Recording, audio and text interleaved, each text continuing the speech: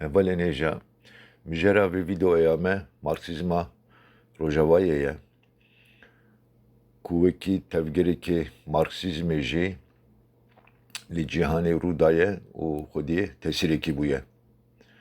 Marksîzma Rojava nerîna Marksîst a ku li dijî jî nerîna Marksîst a Ortodoksê ye. Di sed sala bîstan de li Ewropayê derketiye holê. Alîgirên vê nêrînê bingeha Marksîzmê û navaroka wê rast dibînin. Lêbelê li dijî tesîra pozîtîvîst û em bibêjin kifşîparêzên û li hemberî gelek hêmanên Marksîzma Ortodoks radibin ku gelekî dibin tesîra Partiya Komûnîst de bûye. Karl Kautsky û Antonio Gramsci di vê komê de wekî serek û aktivîst cih digirin.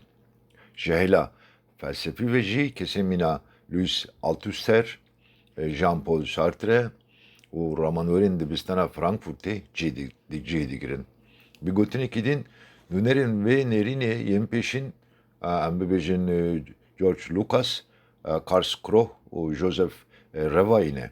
Piştre jî wekî nifşa duyêm ramanwerên em bibêjin Karl Mannheim, Herbert Marcusel, Louis Goldman û Louis Althusser cih digirin. Marksîzma Rojava dişûna Engelsê Marksîstê Ortodoks te zêdetir cih daye Marksê ciwan ê hegelparêz û bi vê yekê jî xwestiye ku ji madeparêziyê zêdetir berê xwe bide diyalektîkê. Girêdayî vê helwestê di hînweriya Marksîst de diyalektîkê bikaranîne û gor mirovtiya an jî em bibêjin relativîzma îzafiyeta zanîniyê jî pejerandine.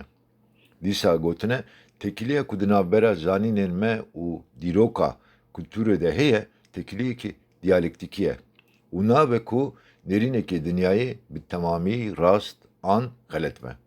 Li gor em bibêjin li gor vê çarçoveyê rexne li materyalîzma dîrokî girtine û gotine ku divê hînweriya Marksîst mîna doxmeyekî nemîne.